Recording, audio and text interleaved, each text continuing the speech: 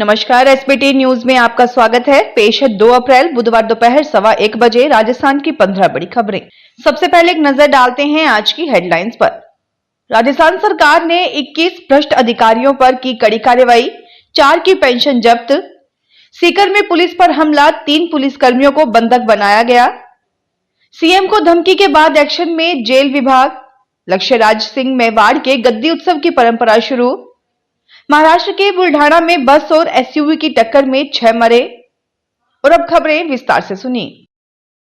राजस्थान सरकार ने भ्रष्टाचार और प्रशासनिक लापरवाही के खिलाफ कड़ा रुख अपनाते हुए 21 अधिकारियों पर सख्त कार्रवाई की है। मुख्यमंत्री भजनलाल शर्मा ने 18 मामलों का निस्तारण करते हुए 5 प्रकरणों में अभियोजन स्वीकृति जारी की, जबकि 4 अधिकारियों के खिलाफ भ्रष्टाचार निरोधक ब्यूरो को विस्तृत जांच की अनुमति दी। सेवानिवृत्त 4 अधिकारियों की पेंशन रोकने का आदेश दिया गया, जिनमें से 2 की पूरी पेंशन रोक दी गई। वहीं 7 अधिकारियों की वेतन वृद्धि रोकी गई।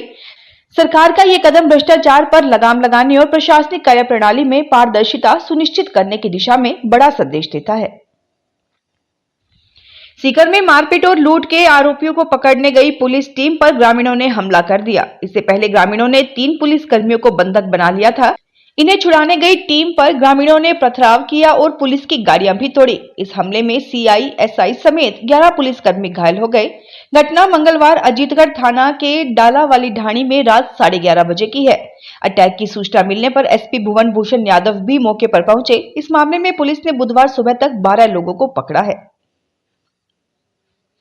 मुख्यमंत्री भजनलाल शर्मा को बार बार मिल रही जान से मारने की धमकी के बाद जेल प्रशासन हरकत में है। इसे लेकर एडीजी जेल रूपिंदर सिंह दौसा जिले के पापड़दा थाना क्षेत्र में स्थित विशिष्ट केंद्रीय कारागृह शालावास पहुंचे, जहां उनके निर्देशन में गहन सर्च अभियान चलाया गया। जेल प्रशासन और पुलिस की ओर से 3 घंटे तक जेल में सर्च अभियान चलाया गया। हालांकि इस दौरान कोई प्रतिबंधित वस्तु नहीं मिली।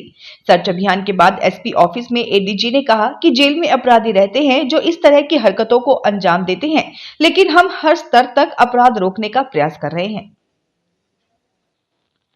मेवाड़ पूर्व राज परिवार के सदस्य डॉक्टर लक्ष्य राज सिंह मेवाड़ के गद्दी उत्सव की परंपरा आज बुधवार को निभाई जा रही है। उनके पिता अरविंद सिंह मेवाड़ के निधन के बाद ये परंपरा कराई जा रही है। सिटी पैलेस परिसर में सुबह करीब 9:30 बजे हवन पूजन शुरू हुआ। सिटी पैलेस में 9 चौकी महल के राय आंगन में गद्दी उत्सव की रस्म निभाई जा रही है। इसके बाद दोपहर 3 बजे अश्व पूजन की परंपरा होगी। पूर्व राज परिवार की परंपरा के अनुसार शाम 4:20 पर कैलाशपुरी स्थित श्री एकलिंगनाथ जी के दर्शन करने भी लक्ष्य राज पहुंचेंगे। इसके बाद शाम 7 बजे हाथीपोल द्वार का पूजन किया जाएगा। महाराष्ट्र के बुल्ढाना जिले में बुधवार सुबह बस और बोलेरो की टक्कर में 6 लोगों की मृत्यु हो गई और 24 से ज्यादा लोग घायल हो गए। ये दुर्घटना खामगांव शेगांव हाईवे पर हुई। पुलिस के मुताबिक महाराष्ट्र राज्य सड़क परिवहन निगम के एक बस की टक्कर बोलेरो एसयूवी से हो गई। इसी दौरान एक प्राइवेट बस भी उन दोनों वाहनों से टकरा गई। पुलिस अधिकारियों ने बताया कि निजी बस के ड्राइवर को उसकी क्षतिग्रस्त कैबिन से निकालने के लिए बचाव कार्य जारी है। इस हादसे की जांच की जा रही है। कानून मंत्री अर्जुन राम मेघवाल का मानना है कि 1 नेशन 1 इलेक्शन बिल पास हो जाएगा, क्योंकि कांग्रेस के समय में भी वक्फ बिल पास हुआ था। मेघवाल का कहना है कि ये बिल वक्फ बिल मैनेजमेंट का है और इससे सबका भला होगा। ये बिल लोकसभा और राज्य विधानसभा चुनावों को एक साथ कराने का प्रस्ताव करता है, जिससे देश की चुनावी प्रक्रिया में सुधार हो सके। एनटीए की जेईई मेन 2025 सेशन 2 की परीक्षाएं आज शुरू हुई। कोटा में इसके लिए 4 केंद्र बनाए गए हैं, जहां 17,200 स्टूडेंट्स परीक्षा देंगे। परीक्षा 2 पारियों में सुबह 9 से दोपहर 12 व दोपहर 3 से शाम 6 बजे तक होगी। 9 अप्रैल को अंतिम दिन पहली पारी में बी आर्क की परीक्षा होगी। पहली पारी में सुबह 7 बजे से सेंटर पर एंट्री शुरू हो गई। गोबरिया बावड़ी स्थित एग्जाम सेंटर पर स्टूडेंट की कतार देखने को मिली। सेंटर पर सुरक्षा व्यवस्था के चाक चौबंद इंतजाम रहे। एडमिट कार्ड में जारी ड्रेस कोड व जांच के बाद स्टूडेंट्स को एंट्री दी गई। जोधपुर में मादक पदार्थ तस्करी व अन्य संदिग्ध गतिविधियों में लिप्त कुछ युवकों के साथ पार्टी में बैठ कांस्टेबल और इनसे 5 से 7 फीट दूर बैठा बुजुर्ग सबके सामने अफीम की थैली से मनुहार करता नजर आया। जोधपुर ग्रामीण पुलिस की डीएसटी में लंबे समय से जमे कुछ कार्मिक दिखावे के लिए तो बदमाशों पर कार्रवाई कर रहे थे, लेकिन बजरी माफिया और तस्करों के साथ भी इनकी मिलीभगत का खेल सामने आया तो पुलिस महकमे में हड़कंप मच गया। इस पर एक्शन लेते हुए ग्रामीण पुलिस अधीक्षक ने बिलाड़ा पुलिस सर्किल में अलग अलग जगह तैनात 11 पुलिसकर्मियों को लाइन हाजिर कर दिया।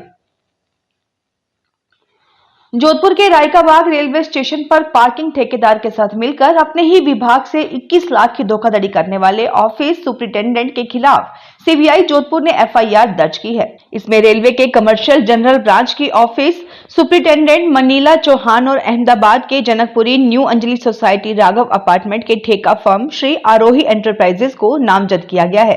रेलवे ने रायकाबाग रेलवे स्टेशन की पार्किंग का ठेका 28 लाख में अहमदाबाद की फर्म श्री आरोही एंटरप्राइजेस को दिया था। महाराष्ट्र की डिप्टी सीएम एकनाथ शिंदे पर पैरोडी सॉन्ग मामले में कॉमेडियन कुणाल कामरा को पुलिस ने तीसरा समन भेजा है। उन्हें 5 अप्रैल को खार पुलिस स्टेशन में पूछताछ के लिए पेश होने को कहा है। इससे पहले पुलिस कामरा को 2 समन भेज चुकी है। इधर मंगलवार को कुणाल कामरा मद्रास हाई कोर्ट में पेश हुए। उन्होंने दावा किया कि पुलिस उन्हें गिरफ्तार करने की कोशिश कर रही है, इसलिए उन्हें ट्रांजिट अग्रिम जमानत दी जाए। मामले की सुनवाई करते हुए जस्टिस सुंदर मोहन ने कामरा को ट्रांजिट अग्रिम जमानत दे दी।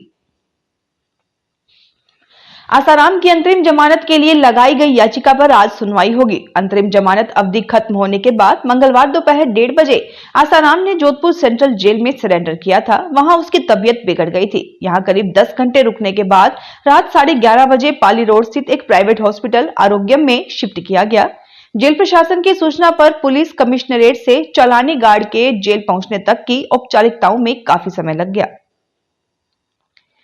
जोधपुर जिला पश्चिमी पुलिस टीम ने अवैध बजरी खनन करने वाले व्यक्ति के खिलाफ 107 बीएनएसएस के तहत कार्रवाई को लेकर कोर्ट में इस्तगासा पेश किया है। इस संबंध में पुलिस की विशेष टीम ने आज सूचना एकत्रित की, जिसके आधार पर फिच गांव के हमीर नगर निवासी अमरा राम की अवैध बजरी खनन से अर्जित संपत्ति की जानकारी निकाली गई, जिसमें एक डंपर, एक जेसीबी, एक कैंपर और एक मोटरसाइकिल के अलावा मकान और बैंक बैलेंस मिलाकर कुल 1,35,00,000 रुपए की संपत्ति सामने आई। इस पर अमरा राम के खिलाफ 107 बीएनएसएस के तहत इस्तगासा कोर्ट में पेश किया गया।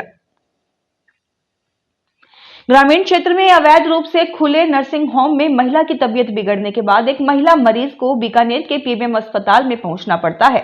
ऐसे ही एक नर्सिंग होम पर कार्रवाई करते हुए प्रशासन ने इसे सीज कर दिया है। मामला छतरगढ़ कस्बे का है।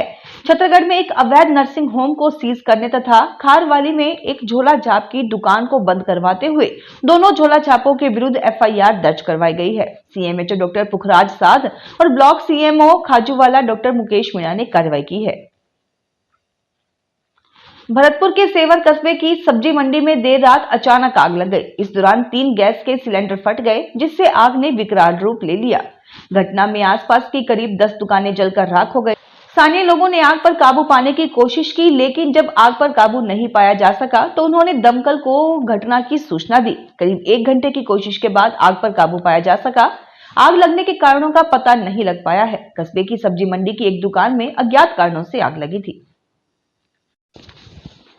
राजस्थान के 5 विद्युत निगमों में डायरेक्ट भर्ती के पहले फेज में इंजीनियरिंग कैटेगरी के 271 पदों के लिए 11 और 12 अप्रैल को राजस्थान के अलग अलग जिलों में ऑनलाइन कॉम्पिटिटिव एग्जाम कंडक्ट किया जाएगा।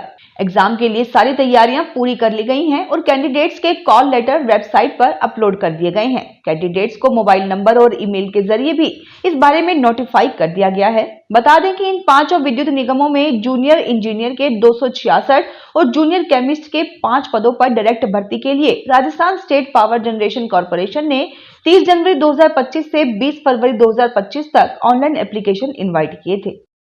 फिलहाल इस बुलेटिन में इतना ही। फिर हाजिर होंगे और बड़ी खबरों के साथ।